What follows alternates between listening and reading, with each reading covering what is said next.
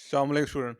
Student हम आज code of civil procedure 1908 का ऑर्डर 41 डिस्कस करेंगे, जो कि अपील फ्रॉम ओरिजिनल डिग्री है। और इसका जो मेरा प्रीवियस लेक्चर है उसमें 1 to 20 रूल हमने डिस्कस कर लिए थे, और आज हम rule 21 to up to rule 37 इस वीडियो में डिस्कस करेंगे। तो आप स्टूडेंट्स के पास अगर तो मेरे नोट्स अवेलेबल हैं तो मेरे नोट्स ओपन कर लें। ये मैंने बेयर एक्ट से ही मज़ीद प्योरीफाई करके सिंपल इंग्लिश में आपके लिए लिखे हुए हैं, और अगर आपके पास बेयर एक्ट हैं तो आप बेयर एक्ट ओपन कर लें। तो हम पॉइंट वाइज आज सारे पॉइंट इस रूल के इस ऑर्डर के डिस्कस करेंगे। तो अब हम स्टार्ट करते हैं रूल नंबर 21 से। रूल नंबर 21 के तहत अगर जो है रिस्पोंडेंट है वो अदालत में पेश नहीं होता और उसके खिलाफ अदालत एक्स पार्टी डिक्री कर देती है, तो इस सूरत में वो दोबारा अदालत में पेश होकर री हियरिंग की रिक्वेस्ट अदालत को कर सकता है। लेकिन उसके लिए उसको अदालत को अपनी गैर हाजिरी की ठोस वजूहात जो है वो बयान करनी पड़ती हैं। अगर अदालत जो वो बता रहा है अपने रीज़न जिसकी वजह से वो पहले नहीं पेश हो सकता, फिक्स डेट पे नहीं हो सका, तो अदालत उससे सेटिस्फाई है तो वो उसकी हेयरिंग की एप्लीकेशन जो है वो एडमिट कर लेती है। और इस सूरत में अदालत जो वो उस मुकदमे के जितने भी हराजात हैं वो उस रिस्पोंडेंट को डाल सकती है, या जैसे भी अदालत ज़रूरी समझे।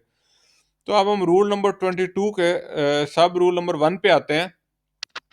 तो इसके तहत अगर कोई रिस्पोंडेंट है जिसने लोअर कोर्ट से 5 रेमेडीज मांगी थी, लेकिन लोअर कोर्ट ने उसको सिर्फ 3 रेमेडीज अलाउ की हैं और 2 रेमेडीज उसको अलाउ नहीं की, इसके बावजूद वो जो अपलेंट है उसने लोअर कोर्ट की उस डिक्री को जो है वो अपील में ले आया अपलेंट कोर्ट में। तो उसमें रिस्पोंडेंट अपीयर होके बिफोर अपलेंट कोर्ट अपनी क्रॉस ऑब्जेक्शन रेज कर सकता है कि ऑलरेडी लोअर कोर्ट ने जो भी इसकी रिक्वायर्ड रेमेडीज थी वो टोटल फुलफिल नहीं की। तो इसके लिए पहले उसकी ऑब्जेक्शन जो है उसको सुना जाए।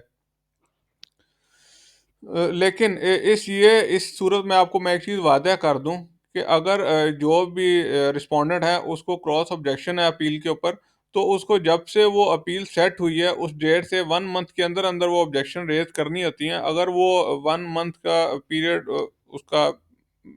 बाढ़ हो जाता है या उससे ज़्यादा टाइम हो जाता है, तो फिर वो ऑब्जेक्शन अपनी रेज नहीं कर सकता। कि वो ऐसा नहीं है कि वो अपील के किसी भी पीरियड या किसी भी टाइम पे वो जाके अपनी ऑब्जेक्शन रेज कर ले। रिस्पोंडेंट ने अगर उसको कोई ऑब्जेक्शन है अपील के हवाले से, तो शुरू के 1 मंथ के अंदर अंदर उसने अपनी ऑब्जेक्शन जो है वो रेज करनी होती हैं।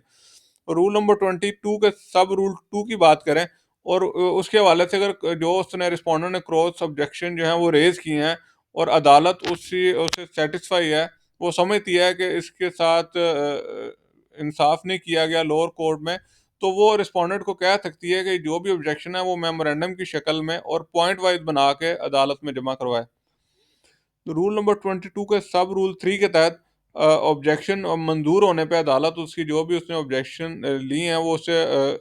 सेटिस्फाई है,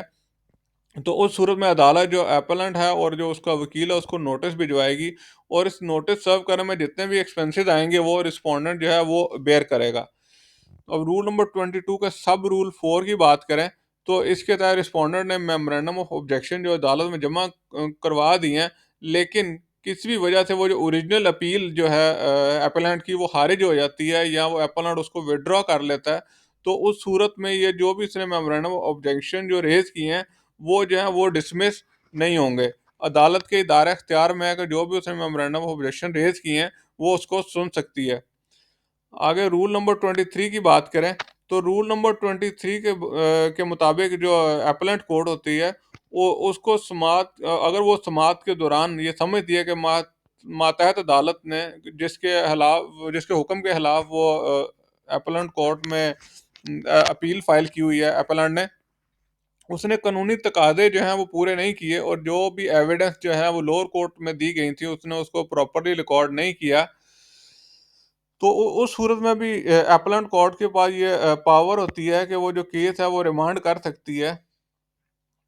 और वो वही केस उसी लोअर कोर्ट को जिसने उसका पहले फैसला सुनाया उसको वापस रिवर्ट कर सकती है, भिजवा सकती है, और उसको ये डायरेक्शन दे सकती है कि जो भी जो पहला केस जो लोअर कोर्ट ने जिसमें अपने जो सिविल कोर्ट के रजिस्टर में जो उसकी एंट्री की हुई है उसी नंबर को लगा के इसी केस को दोबारा इसकी पैरवी करे और उसको दोबारा सुने।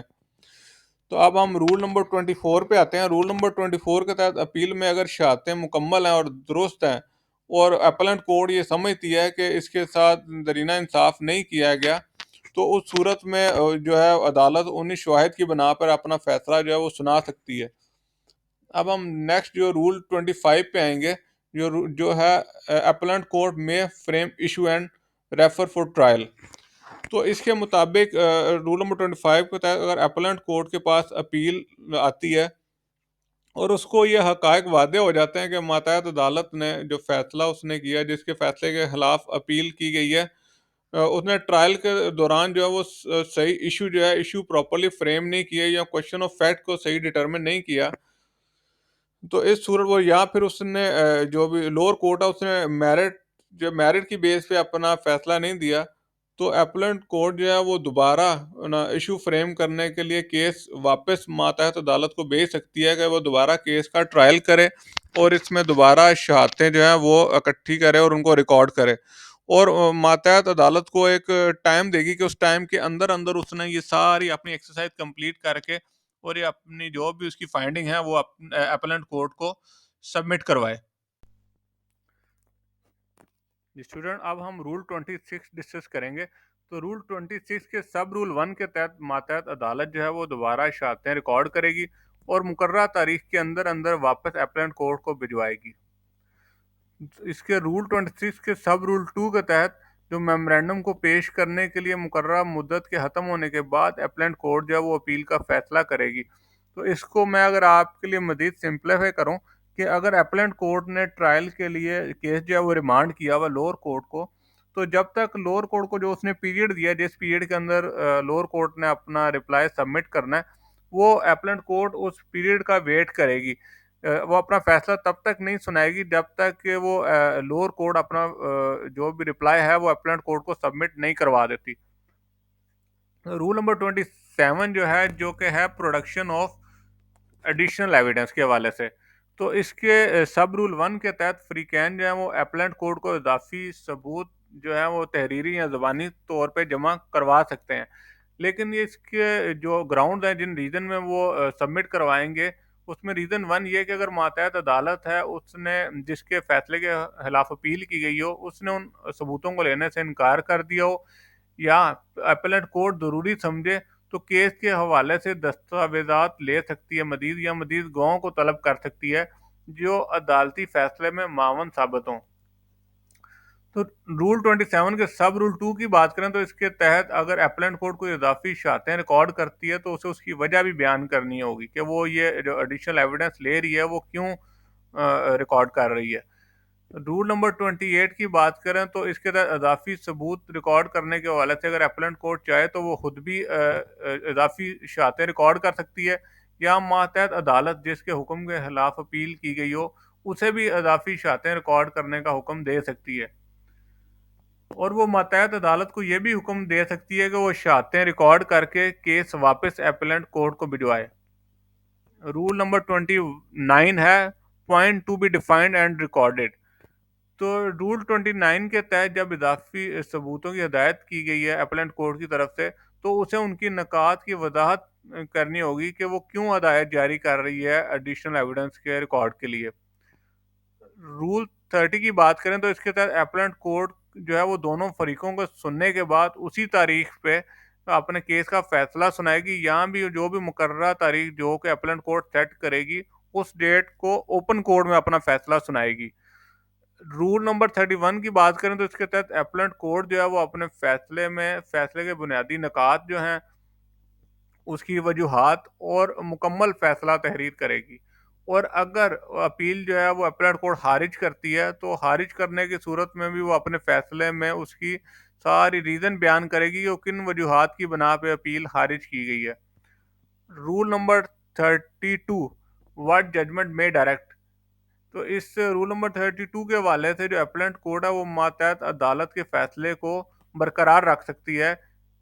कि जिस भी लोअर कोर्ट के फैसले के खिलाफ अपील की गई हो, अपीलेंट कोर्ट की जो सेक्शन है कि वो उसके लोअर कोर्ट का जो भी फैसला है उसको बरकरार रखे। रूल 33 के तहत अपीलेंट कोर्ट जो है वो मातहत अदालत के फैसले को तब्दील भी कर सकती है जिसके फैसले के खिलाफ अपील की गई हो। अगर अपीलेंट कोर्ट ये समझती है कि लोअर कोर्ट ने जो मेरिट पे फैसला नहीं किया, या उसने एविडेंस जो है प्रॉपर रिकॉर्ड नहीं किए, या इशू प्रॉपरली फ्रेम नहीं किया अपने ट्रायल में, तो वो अपीलेंट कोर्ट उसके फैसले को तब्दील भी कर सकती है। रूल 34 की बात करें तो इसके तहत जो भी है, अगर अपील में एक से ज़्यादा जज साहिबान हो, न सुनी हो वो अपील, तो वो मुश्तरका फ़ैसला सुनाएंगे। और अगर कोई जज जो है वो फैसले से इख्तलाफ करता है, तो वो उसमें अपना तहरीरी जो नोट है वो भी बयान करेगा। स्टूडेंट, जो रूल नंबर 35 है ऑर्डर 41 का, date and content of decree, तो रूल नंबर 35 के सब रूल 1 के तहत जो भी अदालती फैसला है, उसमें फैसले के दिन की तारीख का भी इंदराज किया जाएगा। रूल 35 के सब रूल 2 के तहत अदालती फैसले में फ्री कैन की जो मुकम्मल तफसीलात हैं वो भी दर्ज की जाएंगी, और जो भी उस अदालती फैसले में रिलीफ दिया गया है उसको भी वाज़ेह तौर पे बयान किया जाएगा। रूल 35 के सब रूल 3 के तहत अदालती फैसले में suit of cost of suit जो है उसको भी वाज़ेह तहरीर किया जाएगा। आगे रूल 35 के सब रूल 4 के तहत अदालती फैसले में जज साहिबान के जो दस्तखत हैं वो भी ज़रूरी करने होंगे। जो भी जिस भी जज ने वो फैसला सुनाया है, वो अपने जो भी दस्तखत हैं वो उस अपनी जजमेंट में ज़रूर करेगा। रूल 36 की बात करें तो इसके तहत अपीलेंट कोर्ट के फैसले की कापियां जो हैं वो फ्री कैन को दी जाएंगी, और इनकी कॉपियों पे जितना भी अखराजात आएंगे वो जो भी फ्री वसूल कर रहा है अदालती फैसला वो अदा करेगा। और रूल नंबर 37 के तहत अपीलेंट कोर्ट के फैसले की जो मुसद्दका कापियां हैं वो भी उस मातहत अदालत को अरसाल की जाएंगी कि जिसके फैसले के खिलाफ अपील की गई हो। तो स्टूडेंट, ये आज हमने अपना कंप्लीट ऑर्डर 41 भी कंप्लीट कर लिया, जिसमें हमने rule 21 to up to rule 37 discuss किया है। तो स्टूडेंट, मैं ख्याल करता हूँ कि ये जो वीडियो है ये आपके लिए फ़ायदेमंद साबित होगी। Thank you very much. अल्लाह हाफिज़।